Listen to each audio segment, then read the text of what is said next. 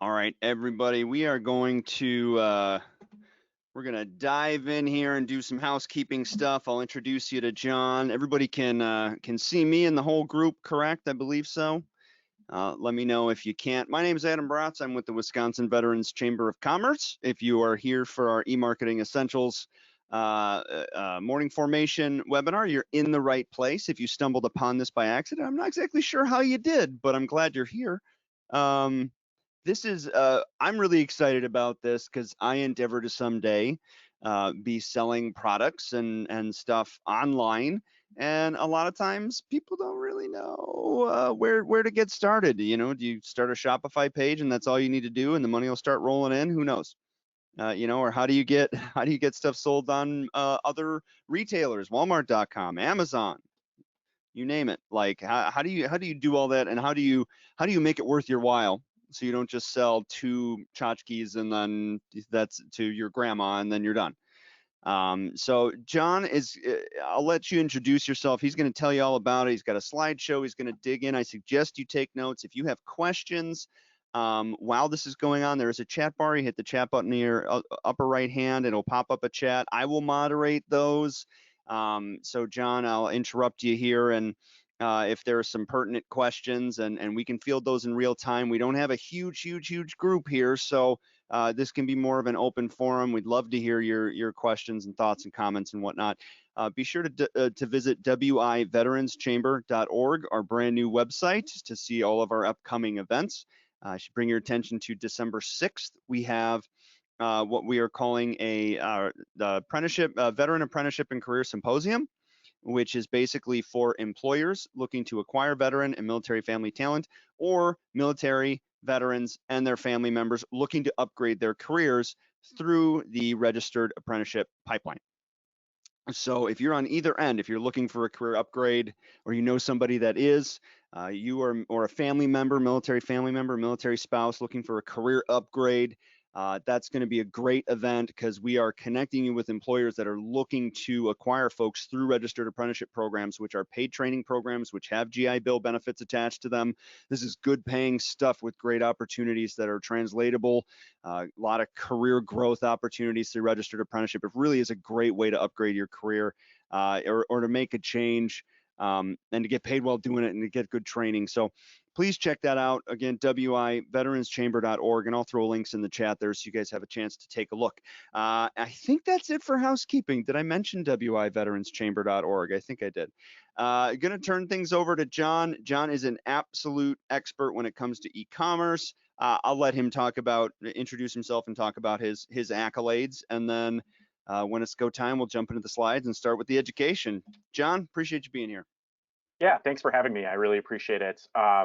And then I just want to add to what you're talking about with the event that you have coming up. One of the things why I really enjoy doing these is as a part of the veteran community, and I know that I've gotten a lot of resources and a lot of help over the years from the veteran community. So the folks that are out there, if you're like you were talking about, looking to upgrade your job, or you're an employer looking to hire veterans, the veteran community is one of the best places to be, and we do a great job of helping each other. So I just encourage people to get involved with that process, whichever end you happen to be on. Today, I'm really happy to talk about e-commerce. And when Adam and I talked about this a couple of months ago, what he asked was me to share kind of my journey up to where I'm at today, and as the founder of First North Marketing, and we really focus on e-commerce and Amazon specifically, and I'll talk about e-commerce broadly. So if you're brand new to e-commerce, my goal is that you'll get quite a bit of value and interesting information out of this. And then if you're already selling online, and maybe you're doing 6 or 7 figures, so you'll also get some value out of this as well. So we'll cover kind of both ends there. So with that, if we could bring up those slides. Stand by, I'm working on it right now. And can everybody see that? Everybody good to go? All right, I can see it on my end. Excellent. Pop it into the chat if you can't see it for whatever reason. All right.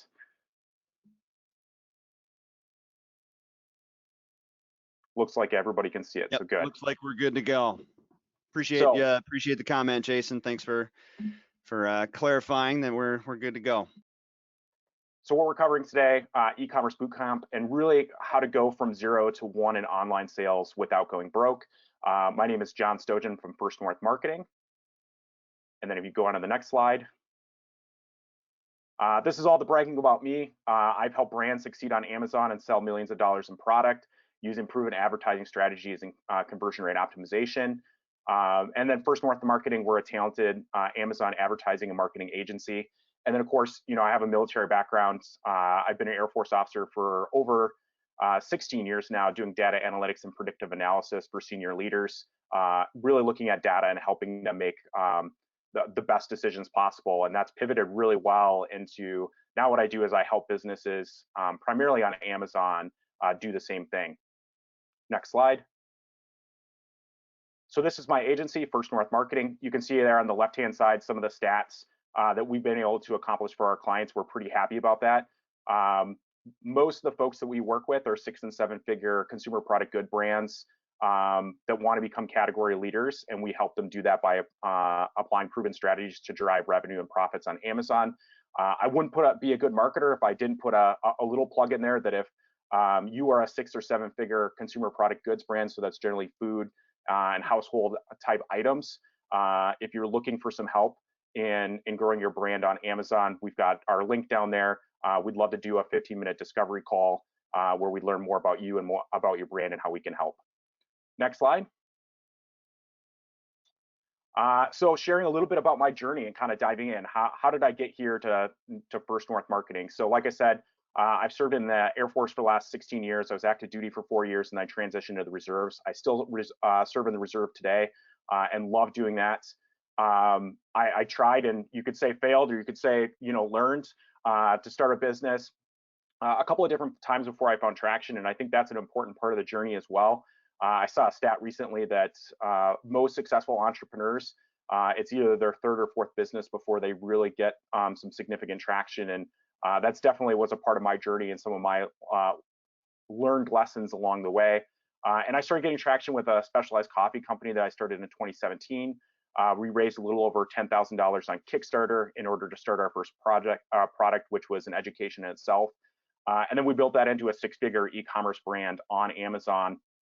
And then really in 2020, because of COVID and working with our e-commerce brand, I had a lot of friends that were in kind of that food space and consumer packaged goods that had been selling primarily through wholesale to grocery stores and other places, which is another great channel that can work really well. They ran into an issue where their sales, because of COVID, dropped 70 to 80% pretty much overnight.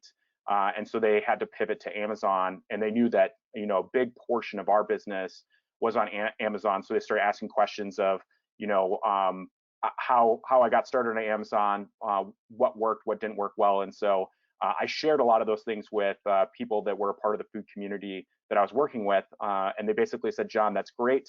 Can you do it? If we pay you, can you do it for us? And that's kind of how First North Marketing got started almost 2 years ago. And over the last 2 years, we've been helping brands and now sell millions of dollars worth of product on Amazon.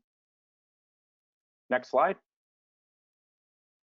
So some of my lessons learned, I want to share some of these up front, and these really can apply whether you're selling a product online or a service anywhere. And the first one is to make good stuff. Especially if we look at selling products online, there used to be a day when you could sell an okay product, or you could source something without making any changes from it overseas, and you could make a lot of money doing that. Things have gotten a lot more competitive in the last couple of years. I'll talk a little bit more about that specifically. But at the end of the day, you want to make sure that you're making good stuff, because that's going to set you up for success in the long term. Next bullet, have fun. So it's a long journey, and you want to make sure that what you're doing from day to day, that you're having some fun in the process. Not everything that you're going to do is going to be fun, but if you can't find fun on a daily basis in what you're doing, it's going to be really challenging in order to stick with it for the long term, which is where the majority of the profits are made. Speaking of profits, know your margins. Again, this applies to any business, but especially when we're talking about selling physical products online. You need to really know what your cost of goods are when you first start out, and then also have a good idea of what they look like when they scale. So your costs are going to change when you're selling, 10 units a month versus if you're selling 1,000 or 10,000 units a month, and you need to understand what those costs are going to be. In addition to that, when you're selling online, you need to take into account how much it's going to cost in order to ship to your customer. Sometimes there's a certain amount of that cost that you can pass on or build into your product, and sometimes there's not. So you really need to understand what both your gross margin looks like, and then also your profit margin at the end of the day. And that becomes even more important when you talk about selling on different platforms like Amazon or Walmart or Etsy, which can be incredibly powerful, but you need to take that into account. And then also, put some aside for marketing as well. The fourth one there is start with the end in mind. So I'll get into a little bit more detail later, but you want to know, what's the goal of your business when you're selling online? Is it to create a cash flow kind of lifestyle business, which can be really great to free up your time to go do, other fun things? Is it to build an asset over time? Because e-commerce brands have gotten a lot more valuable, and there's companies out there that are paying a premium for e-commerce brands for a number of reasons, or is it a cause or something else? So make sure that you have that end in mind of where you think you want to be. And it's okay if it changes over time, but what that'll do is that'll help answer a lot of questions up front and help point you in the right direction as you kind of grow your brand and selling online. Next bullet there. Talk to people who've been there. The nice thing is that what I'm sharing today is probably give you a good start. But there's a number, there's lots of different experiences out there, and this will give you a certain perspective based on my experiences. But I would encourage you to talk to a couple other folks that have been successful in selling online, because they're going to give you a lot of valuable insights and kind of the known unknowns and the unknown unknowns as well. Next bullet. Be anti-fragile. So this is a concept that I've taken from an author and kind of thinker named Nassim Taleb. And what this boils down to is, no matter what you do in life along the way, there's going to be failures. Just make sure that, there's small failures that you can recover from and that you can learn from in order to make you better. And that's really important when you look at business, because there's going to be setbacks. It's always 2 steps forward, 1 step back. And if you're anti-fragile in that process, you should be getting better and better every day and learning from those mistakes. Next bullet. Start small. I know, one of the things that some people want to do is scale very quickly. And that can be great if you have, a really good kind of product market fit right away. But in a lot of cases, that product market fit with your customer base can take some time. And the more resources and time you have invested up front, the harder it is later on in order to pivot and make changes, both from a resource perspective and also mentally, you have more invested. So if you start small, that gives you a lot more flexibility to improve your product, your brand, whatever it is that you're selling online as you go. Next bullet. Focus on what matters. If you're running a business today, you know that there's 1,001 things you could be doing every day.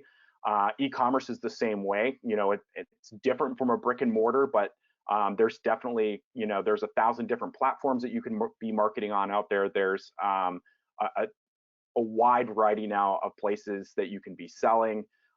And really what it boils down to is to focus on what matters for your business and where your customers are at, and kind of those 3 to 5 things that are going to move the needle for you and your business. And that's going to be different for everybody. So just make sure that you figure out what is working best for you, and make sure you're putting as much focus as you can on those things that are going to really move the needle for your business.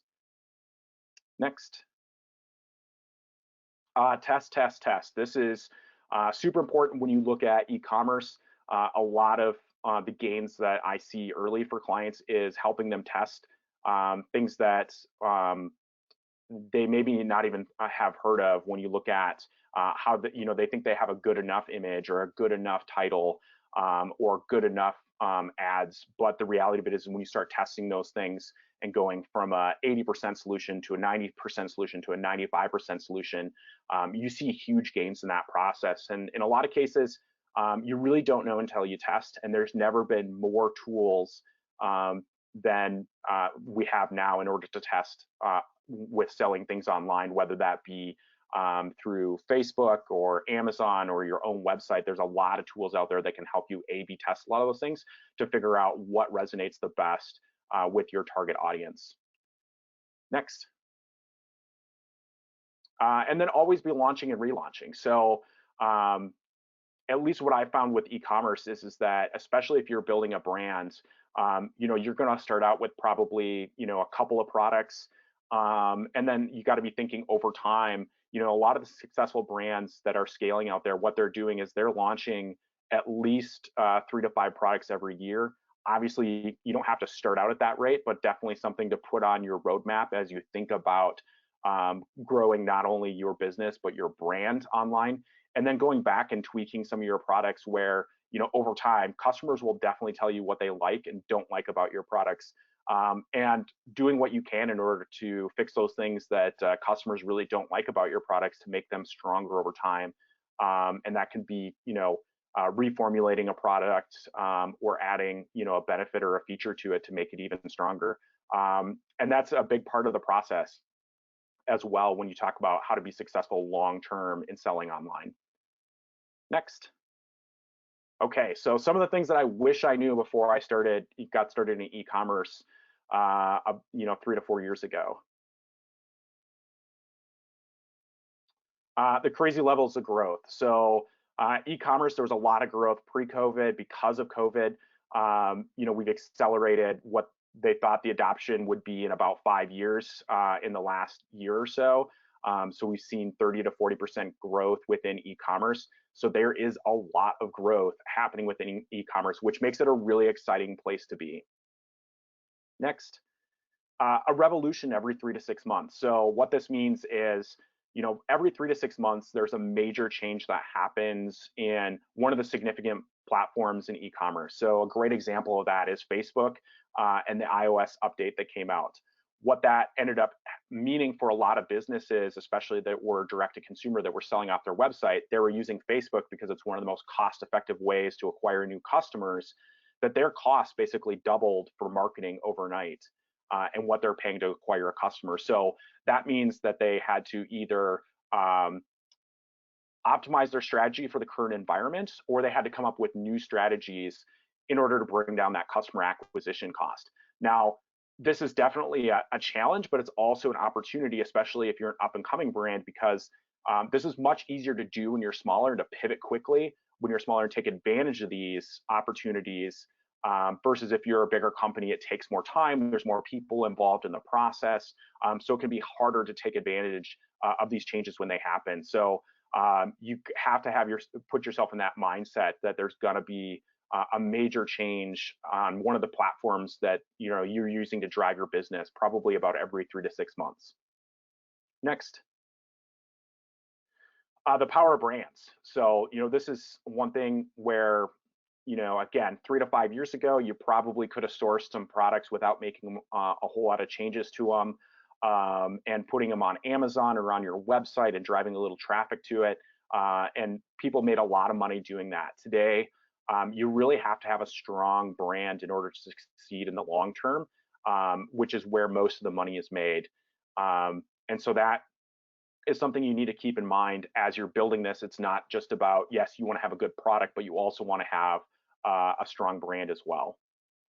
Next, prepare for a 10-year journey. So yes, there are e-commerce brands out there that they just they skyrocket and they have that perfect market fit with their customers overnight, and they get a bunch of attention and they get millions of dollars in sales in their first 3, 6, 12 months. But the reality of it is that for the vast majority of brands, it's a process over time that it takes to really work on getting that product market fit and then scaling the brand. So prepare yourself for a long journey. And that means that you either have to have a lot of money up front, and that's why you have a number of brands that are raising money from VCs, or that you need to take your time with that, and spread that out over a longer time period, so that way you can continue to grow. The next one is brands, and this is a little bit controversial, but I think it's important, is brands don't really make enough money in order to be full-time on that brand until you're usually around $500,000 in revenue. Now, this is obviously going to depend on what your profit margins is and where you sell and those types of things, and what you want out of the business. But in general, most e-commerce brands, until they really start scaling past that number, their profit margin is usually between 10 and 15%, and they're reinvesting that money back into either scaling their brand with marketing, or launching new products, or reworking their existing products in order to continue to grow. So I think that's very important to understand up front, kind of the resources it takes in order to be successful at a larger level. Now, obviously, if you're doing this as a hobby, that's a very different story. But if you want to really scale a brand, it does take quite a bit of time and resources. Next. And then the exception to this is, really until you exit or sell either part or all of that e-commerce brand. I'll talk a little bit more about, that's really where, in a lot of cases, the money is made in e-commerce brands, which is a whole discussion in itself, but I think it's important to know up front. And then number 6, both failure and success are expensive. So, failure is pretty obvious if you have a product that doesn't sell well, or marketing that's not working well. But success can also be very expensive when you consider, you have to buy the product because you have to have it in hand to actually sell to customers in most cases. And then from the time you order that product and put money down to have it produced, to the time that it actually gets sold and you get paid by that customer or from a vendor, sometimes that can be 3 to 6 months or longer. And so let's say if you're doing, $100,000 in sales, you probably have, $10,000 to $20,000 tied up in inventory, if not more. And then as you scale, if you go to $1 million, well, now you have, $100,000 or $200,000 tied up in inventory. And so that can get very expensive, even if you are successful. There are some resources now out there in order to kind of help bridge that gap that can pay for inventory. There are solutions, but they can be a little on the pricier end as far as interest rates and those types of things. So you just have to be prepared for both either failure or success to be expensive in e-commerce. Next. Don't believe everything you see on Shark Tank. Shark Tank is an incredibly entertaining show. My wife is a huge fan, but sometimes I have to cringe when I watch it. Looking from an e-commerce perspective and expecting that you're going to have, huge gains in, 3 to 6 months or even a year, especially when you look at profit margin, and understanding that at least for e-commerce, it's going to take some time before you really see the fruit of your labor when it comes to an e-commerce business or brand, or really selling online. Next.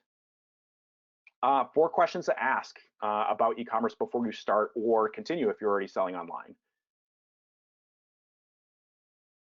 Do you have a good product? I talked about this a little bit earlier, and I don't have great product in there because ideally, yes, you want to be selling a great product, but I think for a lot of people, they either the mistake they make is on one end or the other, where either they have just an okay product and they really struggle, or they're working towards the best product ever and they don't ever launch. And so having a good product is kind of that sweet spot, because customers are definitely going to give you their thoughts on your product and how it should be improved. So if you have a good product, you'll definitely start out in the right place, and you can definitely make improvements from there. Next. What's your goal? And we can click on this a couple of times to see some of the different goals to give you an idea. So the first one is, a lifestyle business where it's cash flow and, helps free you up to do other things, which is great. Another one is an asset. So, I talked about that, at least for Amazon right now. There's firms out there that are buying up Amazon businesses that are kind of in that $1 million to $10 million range and paying 3 to 5 times what their earnings at the end of the year are. So, those businesses are able to cash out, and that's a significant asset for them that they can leverage into something else, or that they can put in their pocket and go enjoy life or whatever they want to do with it. Another goal is a cause. So I'll give a shout out to a company called Veteran Roasters. So they roast coffee, and they hire veterans that are at risk for a wide variety of things in order to roast that coffee, and then they sell online. And every sale that they make allows them to keep those veterans employed and pay them a livable wage and those types of things. So that way it can get those veterans who are having a hard time transitioning into the job market an easier way to transition kind of back into civilian life, and then build up some a resume and those types of things, so they can really jumpstart their career. So there's a cause is another goal that you might have for selling online, and then there's a ton of others out there as well. And really what it boils down to is make sure that you know what your goal is up front. It's okay if that changes over time, but that's going to help make a lot of small decisions for you. Next. And we can click on this a couple of times as well. What are your resources? We talked about the money piece of it. Oh, if we can go back just a little bit. Sorry, I think I'm the worst clicker ever. All right. You're doing fine. How on earth? There we go. There we go. So resources, we talked a lot about the money piece of it, but also time. Yes, the nice thing about selling online is that you sell 24/7, but there is a lot of time in marketing your products and logistics, because somebody has to ship every product that's ordered. So whether that's you, or that's a platform like Amazon, or that's a third-party logistics company, is really going to depend on, again, back to how you want to organize that business. But there definitely is a time commitment. Hey, I'm going to work 2 hours a week on it. Maybe once you have it built up after a few years, that's possible. But the reality of it is it's definitely going to be a time commitment in order to get things moving in the right direction. And then connections. Look at what you have for connections, as far as that might be somebody who's a good friend of yours that's in your niche, that's an influencer on Facebook or Instagram or wherever else. That might be somebody who's really good at sourcing things overseas, so that way they can help you get that product made. It might be marketing. There's a lot of different things. You want to look at your network and see what connections you have that can help you and give you an advantage. And also, if you don't have a connection, that's a great thing to identify as well, because that might be an area where you have some weakness that you can work on over time to identify and really plug that gap to make a strong e-commerce business or brand to grow over time. And then where are your customers? So I'm going to talk in the next couple of slides about some of the different platforms and ways to sell online. But the important piece to know ahead of time is, where are your customers at? Because that's where you want to be. Next slide. All right, what's the best place for you? So I'm going to go through some of the pros and cons of the different platforms that are out there. The first one I'm going to talk about is Amazon. This is one that obviously, I'm very bullish on Amazon. And I think it's a great platform for some people, that especially if you want to scale. But of course, it has its challenges as well. And then I'll talk about selling off your own website, and then I'll talk about some of the other platforms that are out there as well. So if we can click through the next couple. Some of the opportunities there is built-in traffic. About 50% of all the sales made in the United States online through e-commerce are done on Amazon, which is just a crazy number. In addition to that, they have about a 10 times, not 10%, 10 times better conversion rate than what you'd sell off your own website. So a typical website, you're probably looking at between a 1% and 4% conversion rate. On Amazon, the typical conversion rate is 10 to 20%. And quite frankly, the clients that I work with, we see conversion rates that are well north of that, of 30, 40, or even 50%. And that's because you have a lot of things built in on Amazon, where you have things like Prime, where people get free shipping and they know it's going to show up in a day or two. You also have the fact that Amazon has put billions of dollars into optimizing their listing for shoppers to make it as easy as possible to purchase, and a bunch of other things that happen behind the scenes. So when you put all those things together, what it means is that your conversion rate on Amazon is going to be significantly better than if you're selling on your own website. And then the third advantage there is scalability. Amazon has done a really good job of making their platform to kind of give you all the logistics and marketing and traffic pieces to grow.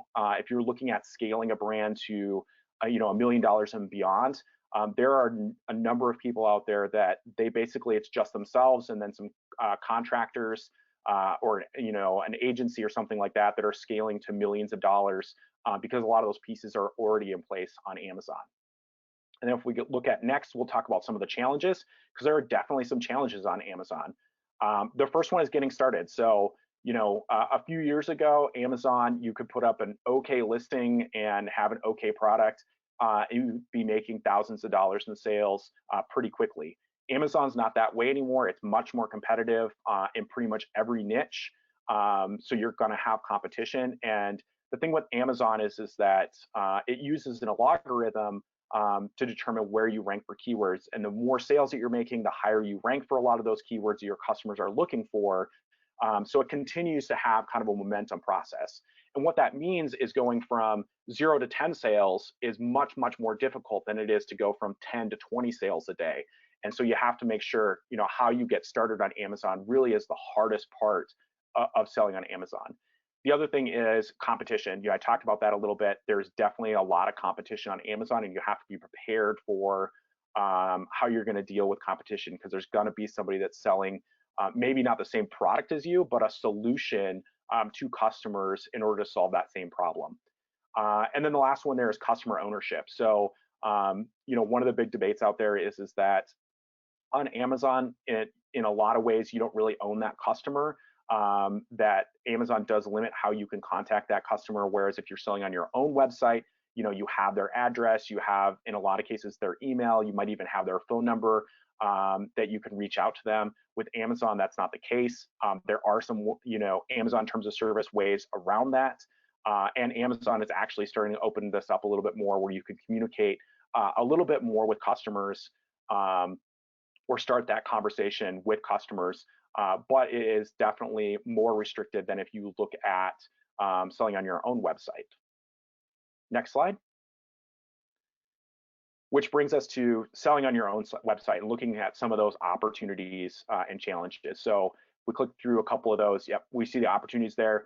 Better margins. So in a lot of cases, if you're selling on Amazon or another platform, they're going to charge you a referral fee for selling on their platform. In Amazon's case, that's usually somewhere between 8 and 15% on every product you sell. Whereas on your website, obviously, you're not going to be paying that referral fee. In addition to that, on Amazon, if you're having fulfilled by Amazon, you're paying the pick, pack, and ship fee. Now, the nice thing is that in a lot of cases, Amazon can actually pick, pack, and ship your product for cheaper than if you boxed it up yourself and went to the post office and shipped it yourself. So that's where that scalability piece comes in. But there is definitely a cost involved with that.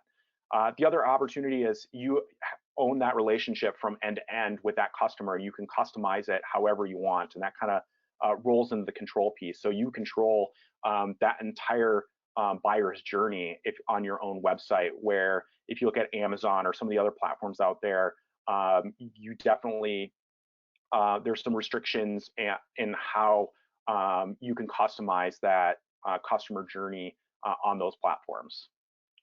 And if we look at a website, look at some of the challenges, we click that a couple of times. The biggest challenge is customer acquisition. It's very expensive when you look at your website. Like I talked about before, if you look at conversion rates, the typical conversion rate for a website is between 1% and 4%. So if you look at really growing, selling direct to consumer off of your website, it definitely can be done successfully. There's a lot of brands that are doing it. But what's happening is, let's say that you're selling a product for $30. In a lot of cases, what they're doing is they're basically spending $30 in marketing in order to break even in selling that product, and then hoping that they're going to make money when that customer comes back, which, if you have a good or great product, does definitely work. But there is a lot of cost upfront in acquiring that customer. Lower conversion rate, I kind of talked about that.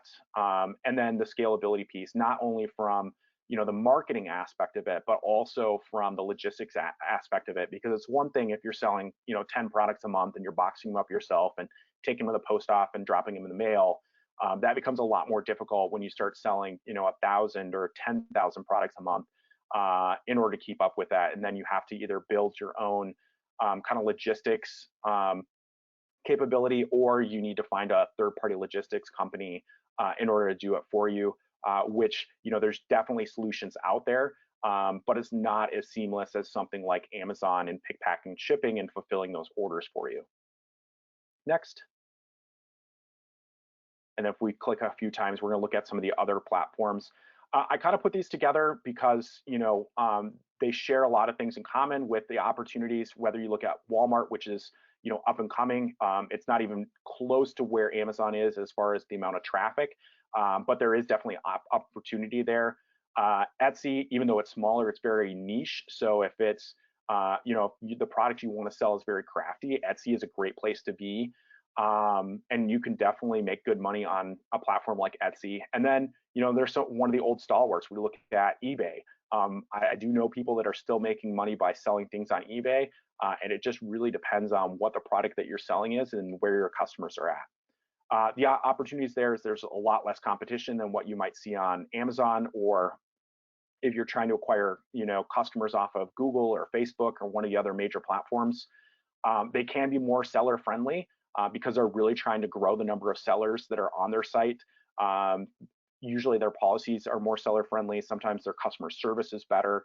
And then the third thing is your niche. If you have a very niche product, those platforms can be a great place to be, where you might get kind of lost in the noise on a bigger platform like Amazon, or it might be expensive to sell just off your own website.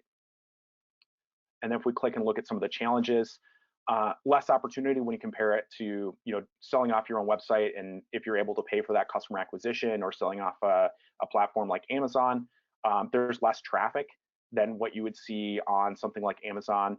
And then there's fewer tools, resources, and expertise. So Amazon, there's a plethora of tools out there. There's a lot of them now to help you sell on Amazon, and some of them are very, very good. There's a lot of expertise and a lot of things that you can information that you can find out there in order to help you. Some of those resources are not nearly as robust. They're getting there for places like Walmart and Etsy, but there's not as many options, and there's not as many resources and expertise out there for those platforms, which can be challenging. Next. All right, so I'm going to talk a little bit about Amazon and kind of what you need to know, primarily because that's a platform that, like I said, I'm very bullish on Amazon, obviously, because that's what we focus on at First North Marketing. And if you want to scale, I really do think that it is a great place to be. And this will give you some of those things to be aware of, and pitfalls to avoid, and how to be successful. So that way, if you decide to go down that path, it'll give you a better idea of what that looks like. So what you need to know, I talked about it earlier, really knowing your margins and what that looks like specifically on Amazon. So again, that cost of goods, understanding how much your referral fee is going to be, and then how much the pick, pack, and ship fee, so you know what your net profit is at the end of the day. And then also calculating in marketing costs, because Amazon definitely is a pay-to-play platform, which means that you're going to have to do some Amazon ads in order to be successful in the long term. So you need to build that into your margins. Number two is what Amazon says and reality can be very different. So if you look at the training that Amazon has out there, it's very basic, and it doesn't always reflect reality. So a perfect example of this is when you look at launching a product, there is something called the honeymoon phase, which is that first 10 to 14 days where a logarithm is trying to decide, what keywords and where your product should rank. Amazon doesn't really talk about it, but it's very important when you launch your product, because if you can get ranked on page one in those first 10 to 14 days, it's much easier than a product that's been on Amazon for a while, because then they look at a 60 days sales window in order to decide where your product ranks. So it's much easier to rank in your kind of first 10 days to 2 weeks on Amazon than it is once you have a product that's been on there for 3 to 6 months. And that's something that you're not necessarily going to get from the training that Amazon offers. Next. What worked in 2018 doesn't work today. So especially if you hear people out there, that were like, "Hey, I made millions of dollars on Amazon in 2015 or 2017 or 2018." That doesn't necessarily mean that they're going to be successful today because Amazon has gotten a lot more competitive. So a lot of those tactics and strategies that you heard about, or that were from a couple of years ago, probably aren't going to be very effective in the market today. Number 4, don't expect to make a profit in the first 3 to 6 months. I talked about, what it takes on Amazon in order to create that momentum, and how it's very challenging to go from 0 to 10, and then it's easier to go from 10 to 20 sales a day. And so it's expensive to really get that momentum moving. But the nice thing is with Amazon is once you have momentum going in the right direction, it's much easier to scale. So it does take some investment up front to really get the ball rolling. And I think that's the biggest mistake that I see a lot of folks that are new to Amazon. They expect they're just going to put up a product listing, and customers are going to come knocking on their door because they're on Amazon. And the reality is that it does take some effort and some strategy in those first 3 to 6 months to really get the ball rolling. Next. And this speaks to Amazon as a momentum-based algorithm, which means that the more sales you're making, the higher you're going to rank for keywords. The higher you rank for keywords, the more visibility you have to customers, so you're going to make more sales. So as you scale, or as you increase your sales velocity, once you start that flywheel, it's going to move faster and faster as long as you're moving in the right direction. Next. Amazon is smart and dumb at the same time, so that algorithm is incredibly sophisticated, and it does a lot of things when it looks at your sales velocity and conversion rates and other factors that it takes into account, where it really knows the best products that customers are looking for. They're ranking in those organic positions on Amazon. However, it can be dumb at the same time, where, for example, if we look at plural forms of certain keywords, so if you use garlic press versus garlic presses, that plural version, they're going to show completely different search results sometimes. And what that means is that it's both the challenge and opportunity, in the sense that, if you have a big competitor out there that is ranking, really high for that big keyword, is you might be able to rank for the plural version of that a lot easier. So it's important to understand that algorithm is very smart, but it also has some pretty significant blind spots. Next. And then the last one is Amazon has almost as much bureaucracy as the Department of Defense. So if you've ever worked, tried to work with the bureaucracy within the Department of Defense as veterans, you understand how frustrating that can be, and kind of the approach that you may have to take in taking patience. Amazon sometimes works the same way when you look at solving issues from a seller's perspective.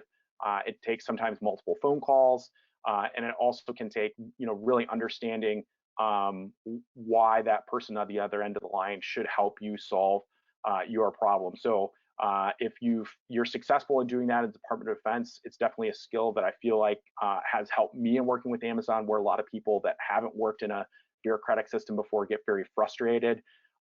Whereas if you've had that experience before, and you've been successful in navigating that, you understand what that bureaucracy looks like and how to solve that problem. Next slide. Some of the pitfalls to avoid. We talked about it earlier, but it's just worth foot stomping. Having an average product or brand, you're going to really have a problem or challenges on Amazon in order to get traction, because there are just so many other options and competitors out there in order to solve that customer's problem, that if you have a weak product or weak brand, you're going to have a really hard time. Next. Ignorance or indifference to the algorithm. I talked a little bit about how that algorithm works on the last slide. And really, it comes down to understanding, at least at a basic level, how that algorithm works, and kind of balancing out making that algorithm happy, while at the same time making your customers happy, and understanding at the end of the day, they're the ones that actually click that buy button. So you really have to make both happy in order to be successful on Amazon. Next. Big pitfall that happens to people as they operate outside of Amazon's terms of service. For the most part, Amazon does a pretty good job of saying what the rules are. if you choose to operate outside of that terms of service, in some cases, your account can get suspended or banned very quickly. In other cases, what Amazon will do is they will do a mass suspension or ban at one time. An example of this was there were some overseas companies that were allegedly doing a lot of review manipulation that were doing hundreds of millions of dollars in business on Amazon, and Amazon has banned them about 6 months ago for that, kind of all at the same time, and those accounts have not come back. So if you're doing things outside of Amazon's terms of service, well, it may not have negative impacts right away. Amazon's pretty smart, and in the long run, it'll probably catch up with you. Next, launching a product without a plan. So those first 10 to 14 days for launching your product is really important. So it's important to know how you're going to drive customers to buy that product, either both on Amazon, and then also usually involves traffic from off Amazon as well. Next, complacent products or brands. So if you put a brand up there or a product up there and you expect just to have a listing and to leave it and kind of go on to other things without making any updates to it on a regular basis, at least a few times a year, your competition over time will attract those same customers by continually improving their products. So you do have to put some effort into continuing to improve your brand and your products over time. Next, stale product selection. So again, that goes back to what I talked about earlier, where you want to be launching or relaunching with improvements to your products over time to continue to get better. Because if you're complacent, you will lose sales over time. And then product or brand inconsistency, and if we can click on that one more time, see what that looks like. So that can be inventory. Go back one. Inventory, especially if you're having Amazon fulfill it. If you're out of inventory for a couple of weeks or a couple of months, you're going to run into problems on Amazon. Your packaging should really be at the level that you could easily, drop it into a retail store. I'm sorry about this. Where on earth? There we go. Okay. There we go. Customer service is another piece of it. So Amazon does have a requirement that you do have to respond to customers within 24 hours. Otherwise, if you have multiple offenses, that you can also have your account suspended. So making sure that you have consistent customer service, which quite frankly, whether you're selling on Amazon or your own website, you should have anyway. And then there's some other smaller ones in there where if you have inconsistency within your brand, you're going to have problems over time when you look at, building a successful business over time. And then I think this is our last slide here, things that you do want to do, keys to success. We talked about it a couple of times already, but have a good product, have a good brand as well. Next. Differentiate yourself from your competitors, and that might mean having a better product, that might be having a cheaper product, but it could also mean just focusing on a different benefit that your customers are interested in that your competitors aren't focusing on. It may be just making your product slightly better in a certain way. So there's a lot of different ways that you can differentiate yourself from your competitors, but you definitely need to do that. Number 4 is brand registry. So this is a process on Amazon that opens a lot of different capabilities on the platform. And what that requires is a trademark. There's a lot of legalese behind this, and I'm not a lawyer, but the bottom line is you do need to have a trademark on your brand in order to get brand registry.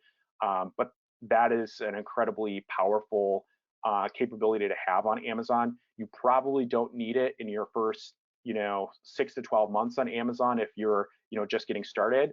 But when you're ready to really scale on Amazon, that's a tool that you're going to want to get, because it's going to open a lot of different capabilities to sell on Amazon that you don't have if you're not brand registered. Next, have a good product launch plan for every product that you launch, as far as how you're going to start that flywheel moving for your sales velocity, because just putting up a listing and hoping that customers find it in 2021 and beyond is not going to work in the vast majority of cases. Next, effective ads on Amazon. So again, Amazon, you do need to have Amazon ads in order to be successful in the long term. And that means, they come in text format, image format, and video as well now. That's one of the newest pieces is video. You don't need all of these things right out of the gate, but as you build your brand over time, you do need to be put those resources in place to have effective Amazon ads to continue to grow on Amazon. And you're going to have those things whether you're selling on your own website or Amazon or some of these other platforms. And then off Amazon traffic. So, we really encourage brands to build an audience, and preferably an audience they own through multiple channels. So email is the most common one. And then you have, text message is probably one of the newer ones. Facebook Messenger is another powerful channel, and there's a number of other ways, but you want to have an audience that you can reach out to and that you can run sales to every couple of months, and also provide value-added content over time to really connect with that audience as you build your brand and sell products. All right, so that kind of wraps it up as far as, we went from how to sell, just online in general, and then I talked specifically about Amazon, since that's, really my expertise. Again, First North Marketing, if you're one of those 6 or 7 figure consumer product brands out there and you're looking for some help in scaling your brand, we'd love to set up a 15-minute discovery call. And if you're, just getting started, we're starting to put out some free content on YouTube and our social channels, along with blog posts on our website that really share some of these best practices, specifically around Amazon. And with that, I'll open it up to questions. Folks, you can throw your questions. You can type them into the chat, or you can unmute and just throw them out at us. First come, first serve here. All right, Kim said the info on the webinar talked about selling services online as well. I realize some of these concepts apply, but any specific thoughts on promoting services locally rather than worldwide, other than having a website and building a mailing list? I think it depends on how you plan on delivering that service. So if the service that you're providing is, if you're capable of delivering that service worldwide, then, me personally, I would look at probably starting within at least the United States first, just because you run into a lot of other issues as soon as you start looking at a global audience, and it helps you kind of narrow your focus. Besides, a website and an email list, obviously social channels is going to be a great place for you to be, whether that's having your own Facebook page or being involved in, Facebook groups, Instagram. It really depends on what your niche is. Those are probably the other places I would be. But I would also encourage you that, if you're selling a service online, in the long run, you may not need it right away, but in the long run, you're going to at some point want a website, and you're going to at some point want an email list, because that allows you to reach out to people that are interested in what you have to say. Right on. And so the next question's from Donnie. Kim says, thanks. Donnie says, do you recommend starting your e-commerce website first and growing it organically, or just jump into Amazon first? I think it depends on what your capabilities are and your resources. So if you're looking at, if the goal is the fastest way to scale selling products online, I think Amazon is the best platform that provides the tools that you need as far as traffic and logistics and a lot of those other pieces. If you're just getting started and you're kind of testing the waters with a product, I think starting on your own website is fine. Shopify is a great platform that scales really well.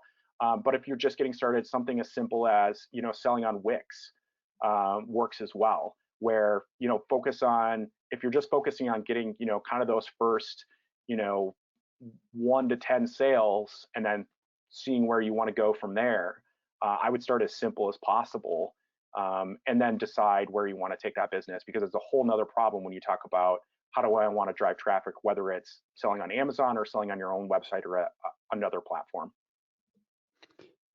Excellent. Peggy says, what is the best tool or platform to build an email marketing campaign? We use MailChimp. at the chamber. We're a fan of that. I think if you're a service-based business, I'm a big fan of MailChimp as well.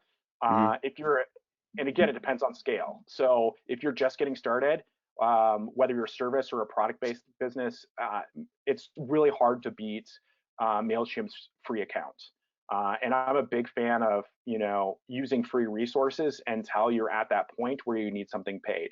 Now, Mm. when you're looking at scaling, I think especially if you're selling on, like a Shopify website, Klaviyo is really probably the best of breed for e-commerce with a Shopify website. Well, there you go. Andrea says, we own a food truck and have a popular condiment that we have now brought to the retail market. We are currently in 20 local stores. We would like to add online ordering through our website. What shipping, website resources, logistics do you recommend? Shipping slash website slash resource slash logistics do you recommend that are most compatible with Square? I'll be honest with you, I'm not super familiar with Square, so I don't have a good answer to that. I would say, outside of kind of um, a resource that's probably platform agnostic, and it's going to depend on, it sounds like what your shipping is probably less than a couple of pounds, which usually means that the post office is going to be the most cost effective way to ship it. Mm. There is a website out there called Ship Pirate that offers some of the same discounts that you would get from like a stamps.com or something like that, but they don't charge any sort of monthly or annual fee. So I would look at that if there's not a resource that better plugs into Square to provide that same service. Ship Pirate, not pirate ship. Yes. Ship Pirate. Let's see. Donnie says, how advantageous do you think it is to offer free shipping on your products on your e-commerce store and just build the cost into your product? Do you think it is powerful to do so? It depends on the product and the margins. So if you have the margin to do it, um, obviously your conversion rate, if you're selling off your own website, is going to be better if you offer free shipping. There's a couple of different ways that you can experiment with that, and this goes back to the test piece that I talked about. So you could offer free shipping on all the orders. Another strategy that I've seen work really well is offer free shipping above a certain dollar amount, whether that be $30 or $50 or $100, whatever makes the most sense for your business. You probably would want to test that as well, because then some customers will order significantly more in order to get that free shipping. And then another thing that you can think about is offering free shipping on, standard shipping on your products, and then offering, paid shipping that's a lot faster. So that's another service that you can offer to your customers, even if you have that cost built in. Nowadays with Amazon, everybody expects to get their product in a day or two. So that's really hard to do if you're selling off your website. But what you can do is offer that standard shipping for free, and then maybe express shipping for an upcharge. Right on. So does it look better? Does $29.99 with free shipping look better than $25.99 with $4 shipping? Again, it's, I could give you my best guess in a lot of cases, but this is something that I would test. My guess would be that, and you look at price breaks. So if you $29.99 versus with free shipping versus $25.99, the free shipping is probably going to win in that case. But if you drop that $1 and you did $24.99 and charge shipping, now you might have a little bit different scenario, because there is definitely a cognitive breakpoint at that $25 price level. Let's see. And Donnie asks, with pricing, do you like $119 versus $120? Free shipping either way. I think this depends on how you position your brand. So if you're a super premium brand, I think what I've seen work well is where they'll round off the numbers to $120.